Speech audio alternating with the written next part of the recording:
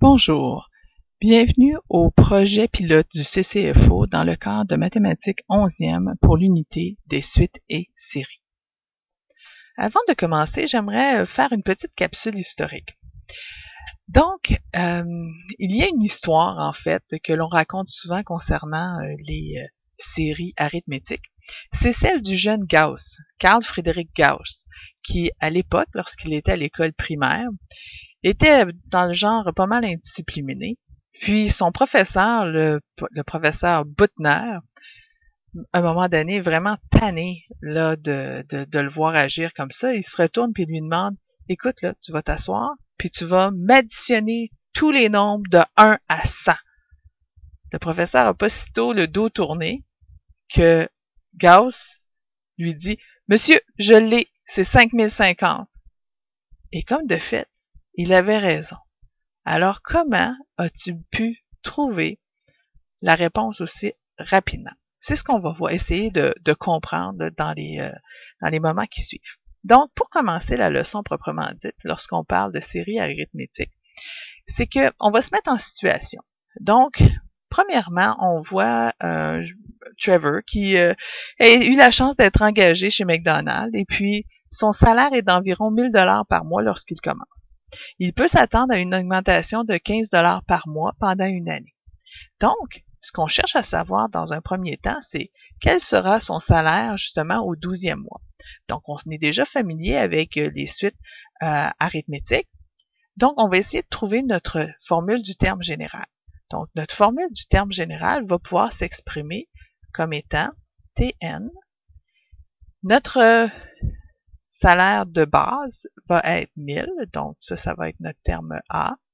Et là, plus, donc on va avoir n moins 1.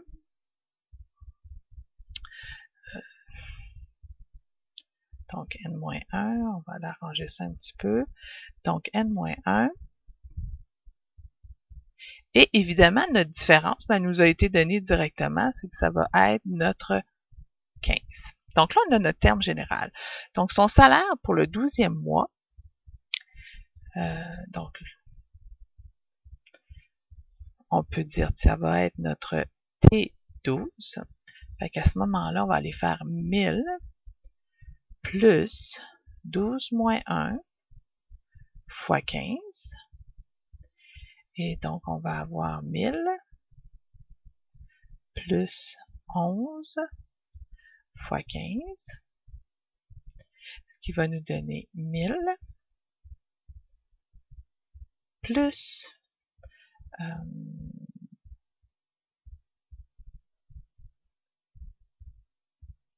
165.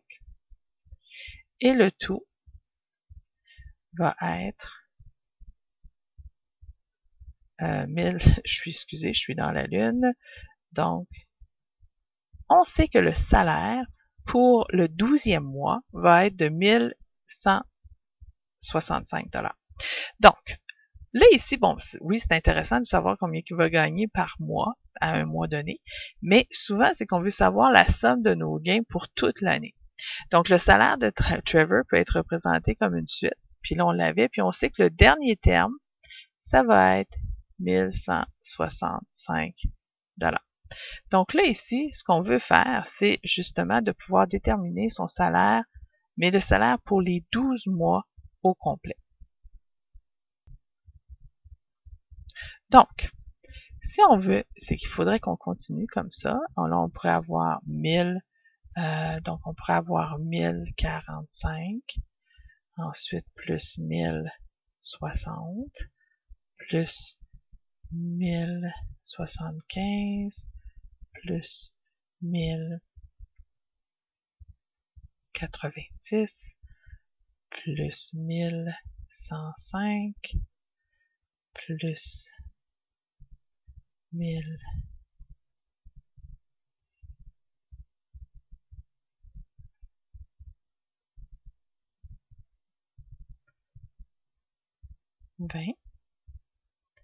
plus 1035, plus 1040,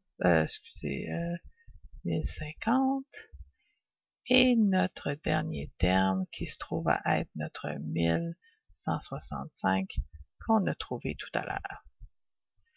Tout ça fait en sorte qu'on va avoir pour un grand total de 12 990 $. Donc ça se trouve à être la somme de tout l'argent qu'il a gagné dans son année. Évidemment, c'est un petit peu pénible comme calcul à faire. Donc, on va essayer de voir s'il n'y aurait pas une façon plus facile pour arriver à nos fins. Donc, la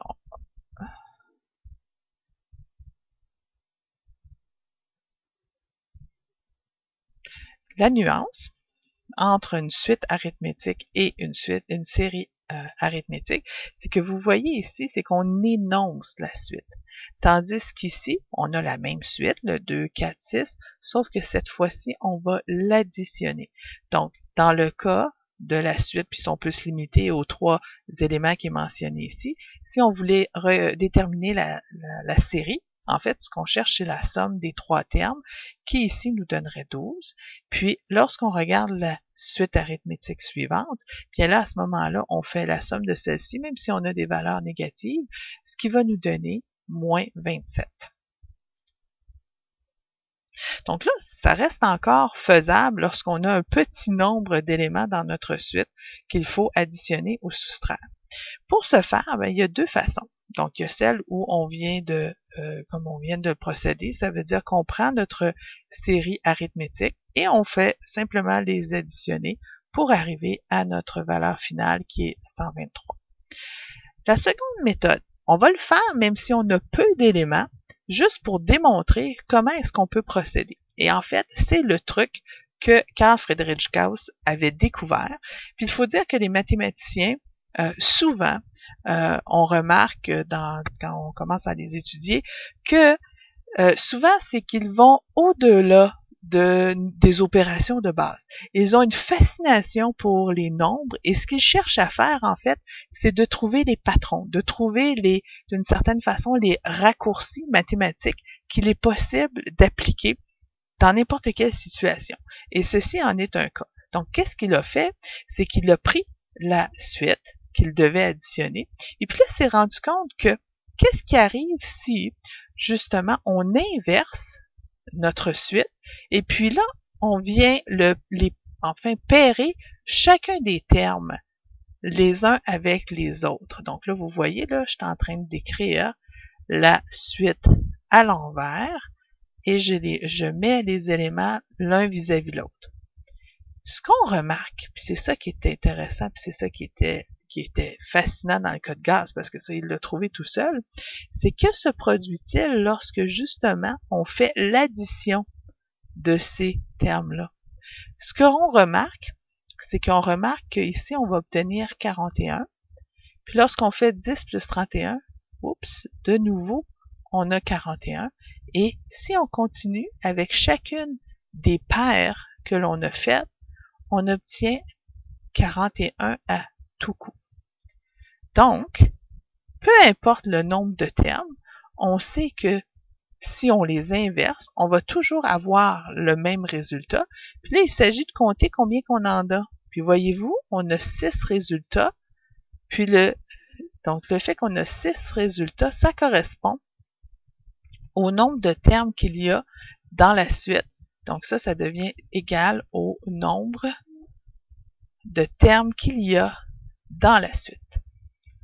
Mais là, si on veut avoir le résultat, on sait qu'on peut juste multiplier.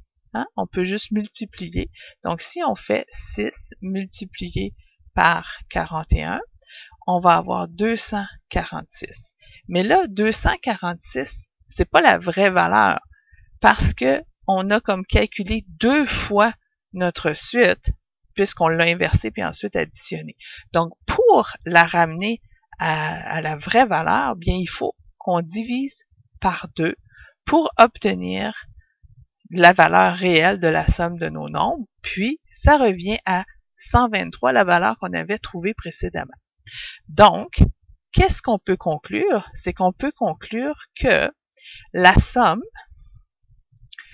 donc la somme n, fait que là, la façon dont on veut l'identifier, c'est que ça va être avec un grand SN pour somme. Puis là, si on remarque enfin, qu'est-ce qu'on a établi, c'est que le 3 qui est ici, ça se trouve être notre premier terme. Puis le 38, lui, ça se trouve être notre dernier terme. Donc, on peut aller écrire A plus TN, parce que ça, c'est notre dernier terme. Puis on les additionne. Puis là, ce qu'on a fait, c'est qu'on les a multipliés par le nombre, justement, d'éléments, de termes que l'on avait dans notre suite. Donc, on multiplie par n, mais là, on est allé diviser par 2 pour pouvoir rétablir l'équilibre, le fait qu'on avait additionné nos deux termes. Donc ça devient notre formule générale que l'on peut utiliser pour trouver la somme d'une suite arithmétique. Et puis ici, on se rappelle que ce que Gauss a fait, bien, ce que Gauss a fait, c'est qu'il a additionné le 1 avec le 100 qui lui a donné 101. Il l'a multiplié par. Il l'a multiplié par le nombre de termes, donc, qui était 100, ce qui lui a donné 10 100. Puis lorsqu'il l'a divisé par 2, eh bien, ça lui a donné le 5050 qu'il avait répondu à son professeur. Mais cette formule-là ne fonctionne que si et seulement si on a le premier et le dernier terme. Donc, si je la réécris ici, donc là, je vais mettre justement le facteur n divisé par 2 en avant. Puis là, je vais dire A plus mon Tn. Donc là, ce qui arrive, c'est que, qu'est-ce qui arrive si justement je n'ai pas mon dernier terme? Je sais cependant que mon terme général s'énonce comme étant A plus n-1 fois ma différence. Donc, qu'est-ce qui arrive si je prends mon Tn et si je le remplace? Donc, si je le remplace, je vais donc avoir Sn avec n sur 2 et là, je vais avoir A plus, mais là, je vais aller écrire, parce que là, je vais remplacer mon Tn par la formule. Puis là, je vais simplifier mon expression. Puis en simplifiant mon expression, je vais obtenir donc A plus n moins 1 fois D. Je peux regrouper mes deux A pour conclure que n divisé par 2, 2A plus n moins 1 fois D est aussi une formule pour déterminer la somme d'une série arithmétique.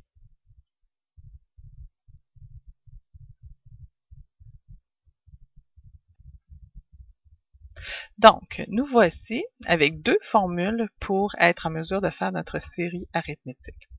Donc, comment l'utiliser? Si on vous demande de trouver la somme des 20 premiers termes de la suite suivante, il vous faut dans un premier temps déterminer, entre autres, des différents éléments. Fait qu'ici, puisqu'on n'a pas la fin, ça veut dire qu'on va aller choisir la formule qu'on a trouvée en deuxième temps qui disait 2A plus n moins 1 fois D. Donc là, il nous faut le A, notre premier terme, donc qui est ici. Ensuite, il nous faut le nombre de termes. Bien là, on nous le dit. On nous le dit dans la question. Puis ensuite, on a à trouver quelle est notre différence commune. Donc, notre différence est 9 moins 5, qui nous donne ici 4. Donc, on va aller déterminer en termes de notation, si on parle des 20 premiers termes, on va parler de S20, qui va être égal à 20 divisé par 2. Puis ensuite, on va aller remplacer le A par la valeur qu'on a déterminée. On continue à remplacer avec 20 moins 1, puis la différence qu'on a trouvée qui était 4. Donc ici, on va avoir justement 10, puis ensuite, on va encore de nouveau avoir 10 plus 19 fois 4. Donc, qui revient à dire 10 avec 10 plus 76. Donc, on va avoir 10 fois 86 qui va nous donner 860. Donc, la somme des 20 premiers termes de cette suite arithmétique sera de 860.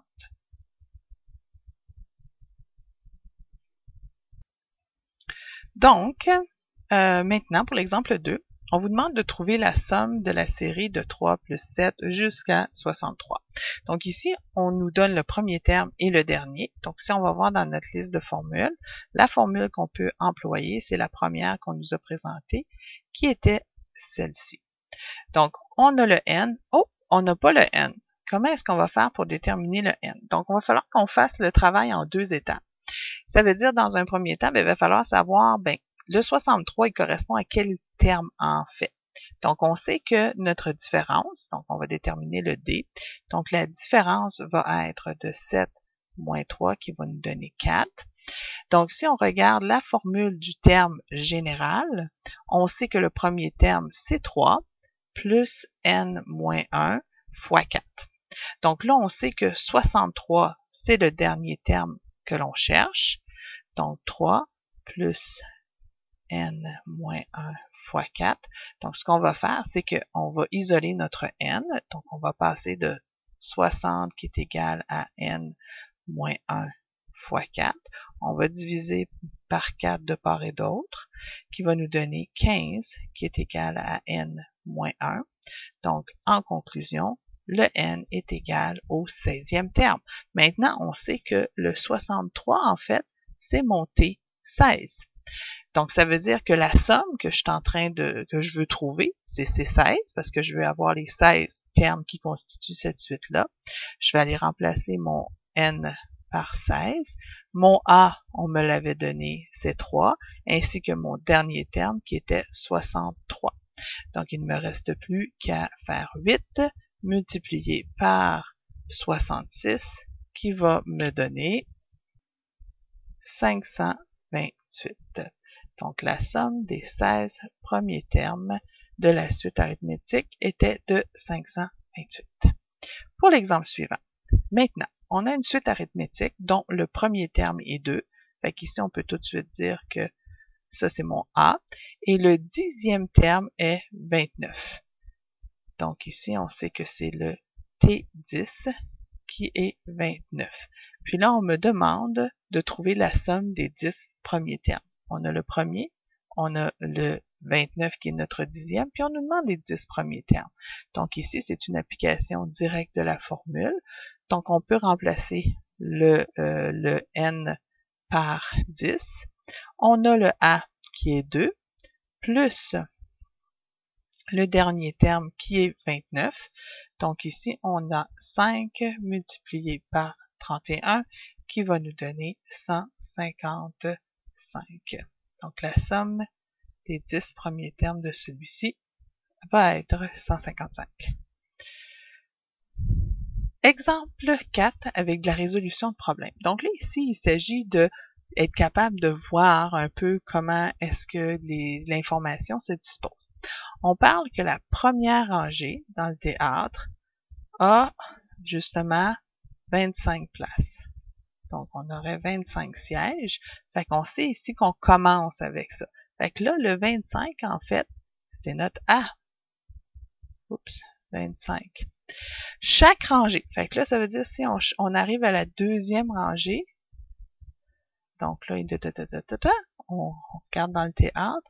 Mais là, ce qu'on a fait, c'est qu'on a fait un plus 2. Fait que si on a fait un plus 2 de la rangée précédente, bien ça, le fameux plus 2, devient notre différence. Donc, plus 2. Puis là, on vous dit, OK, on va continuer comme ça. On va mettre plein de sièges. Puis, on remplit l'auditorium, puis on arrive jusqu'à la 15e rangée. Puis là, évidemment, on veut savoir combien de place notre auditorium contient. Fait que dans le fond, ce qu'on va faire, c'est qu'on va additionner chacune des rangées. Fait que pour faire ça, on va dire finalement, on veut la somme des 15 premiers termes qui correspond aux 15 rangées. Donc, on sait qu'on a 15 termes qu'on va diviser par 2. Et là, on n'a pas le premier terme, on a le premier terme, excusez, mais on n'a pas le dernier. Fait que là, on va aller utiliser l'autre formule qui nous dit 2 fois le A, donc 2 fois le 25, plus n-1. Oups, puis là, on a le n. Fait que puisqu'on a le n, on peut aller placer notre 15, donc 15 moins 1, puis la différence, on l'avait calculé, qui est le 2. Donc ça devient tous nos éléments qui sont au bon endroit. Fait qu'ici, on peut laisser la fraction pour le moment, voir si elle va se simplifier avec ce qui suit. Donc, on va avoir dans un premier temps 50 plus, donc ici, ça va nous donner 14 fois 2, qui va nous donner 28. Et là, on peut dire 15 demi fois 78, puis là on voit que le 78 peut se simplifier avec le 2 qui va nous donner 39. Puis là, il nous reste à faire 39 fois 15 qui va nous donner 585. Donc 585. Donc S15 nous donne 595. Mais là, ici, puisqu'on est dans une situation où il y a c'est un problème de mots, il faut penser à la phrase conclusion. Dernier exemple. Donc maintenant, encore une situation où on doit raisonner. Une petite usine de dispositifs électroniques doit vendre un certain nombre de circuits imprimés afin de réaliser un profit. Si l'entreprise ne vend qu'un seul circuit, donc prototype, elle perd 350 $. Pour chaque circuit additionnel vendu, la perte diminue de 25 $. Combien l'entreprise doit-elle vendre de circuits pour atteindre le seuil de rentabilité, donc de ni perte ni profit? Au-delà du seuil de rentabilité, le profit augmente de 25 $ pour chaque unité de circuit. Combien l'entreprise doit-elle vendre d'unités pour réaliser un profit d'au moins 10 000 $? Donc, comment est-ce qu'on peut envisager ça? Dans le fond, ce qu'on veut savoir, c'est le nombre de circuits. Donc là, ici, ce qu'on cherche dans le fond, c'est, puisqu'on veut combien de circuits à vendre, bien c'est le N. Donc, puisqu'on cherche le N, il faudrait qu'on pose notre problème comme suit. On va dire la somme, Sn. Donc là, on va écrire N2, N sur 2, ça reste. On ne connaît pas finalement la valeur du dernier terme, mais ce que l'on sait. Donc, on sait que le premier terme, lui, c'est une perte, hein, parce que quand on parle de perte ici, on devrait toujours réaliser qu'on est dans le négatif. Donc, le 350 est en fait moins 350 parce que ça vient de la perte d'argent qui est faite. Donc, 2 fois moins 350, parce que ça c'est notre A. Ensuite, plus un certain nombre de termes, donc n moins 1, puis sur lequel on va appliquer la différence. Puis la différence, bien, elle nous est donnée aussi dans le problème. Puis ça, ben, c'est qu'on diminue notre perte. Fait que ce qui arrive, c'est qu'on est de moins en moins dans le négatif parce qu'on a ajouté 25 $. Donc ici, ça va être 25. Donc là, ici, on demande le seuil de rentabilité. Bien, quand on parle de seuil de rentabilité, c'est qu'il n'y a ni perte ni profit. Fait que ça veut dire que notre SN, par définition, devrait être égal à 0. Parce que là, on a juste le nombre de valeurs, le nombre de circuits vendus pour qu'on arrive kiff-kiff. Fait que ce qu'on va faire, c'est qu'on va aller poser notre SN égal à 0. Donc, N2, puis là, on va avoir moins 700 plus 25N moins 25.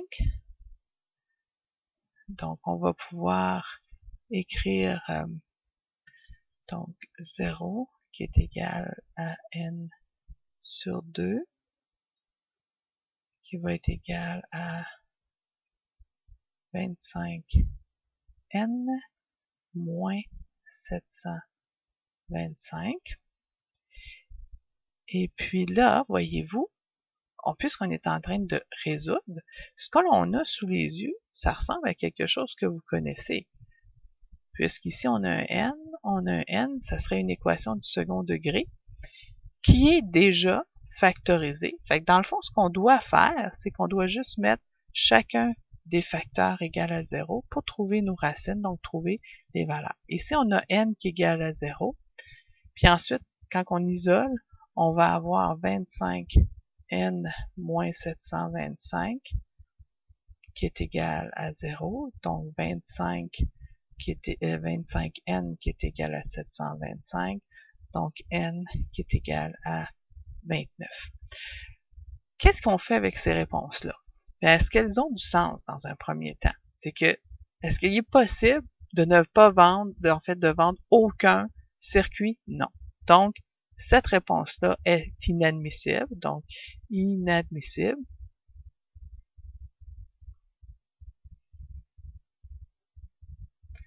Tandis que notre 29 circuits vendus est la réponse recherchée. Donc, ne pas oublier phrase conclusion. Maintenant, si on répond à la deuxième partie de la question et que l'on demande justement quel devra être le nombre d'articles vendus pour obtenir justement 10 000 $ de profit. Donc là, si on revient un petit peu en arrière, c'est que ce qu'on avait fait tout à l'heure pour le seuil de rentabilité, on l'avait mis à 0. Mais là, maintenant, ce qu'on veut, c'est qu'on est dans la même situation, sauf que là, on pose les conditions différemment. Là, on veut justement un 10 000 $ de profit. Donc, notre SN devient 10 000 $ avec notre formule comme elle était énoncée. Fait que là, voyez-vous, on avait déjà simplifié ça ici. Fait qu'on peut revenir à l'expression de la ligne qui dit 25n moins 725. Puis là, cette fois-ci, ben, il nous faut résoudre, mais dans ce scénario-là. Fait que ce qu'on va faire, c'est que on va aller essayer de voir quelle sera notre expression. Puis là, ici, on n'aura pas le choix que de développer. Donc, vous voyez, là, on a multiplié par 2 ici, puis on a multiplié par 2 ici. Excusez, là, j'ai écrit trop vite, là. Ce que je voulais écrire, c'était 20 000. Donc, notre 20 000. Donc, on a notre 2 ici, puis là, on s'en va avec le 20 000.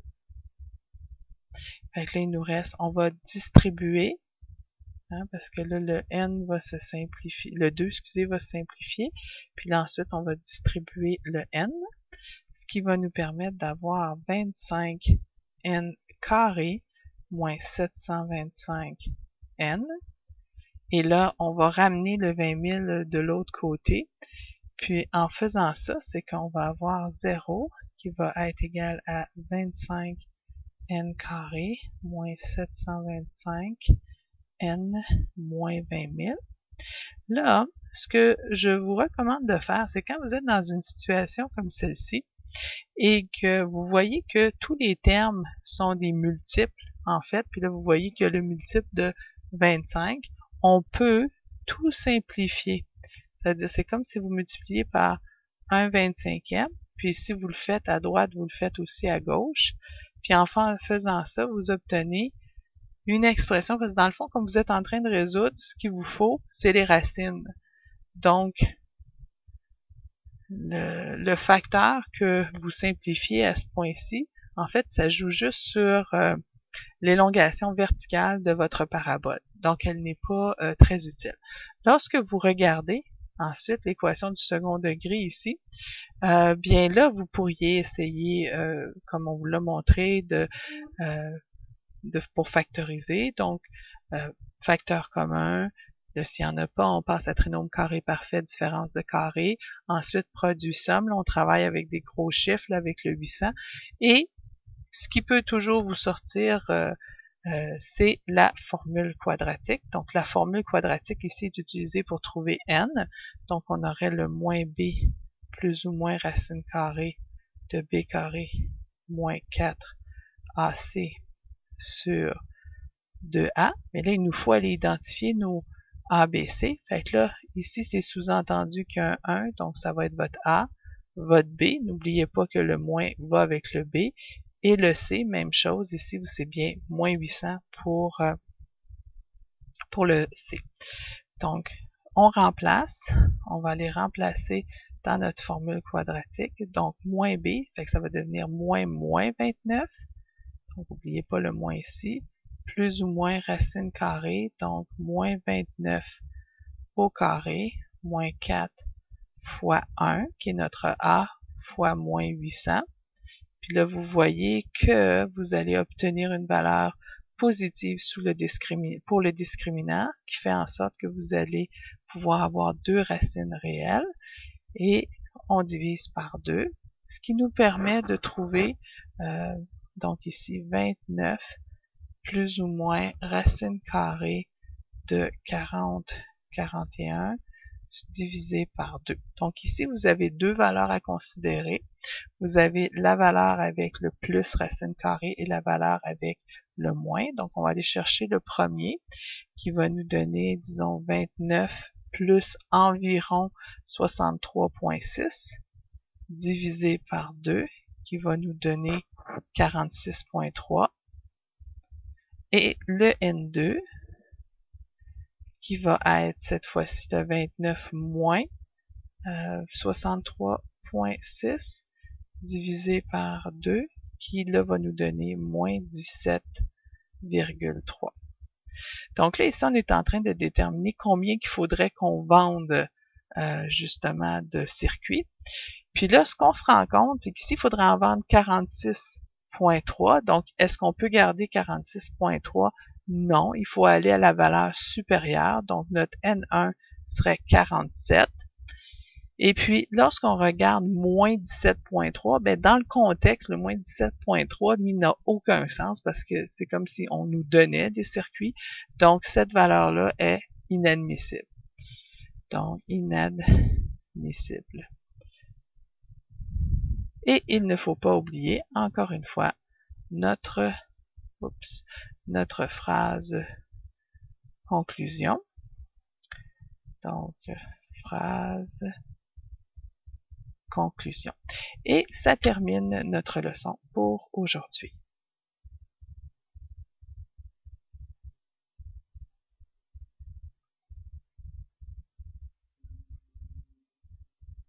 Donc, à vous de jouer maintenant. Bonne chance!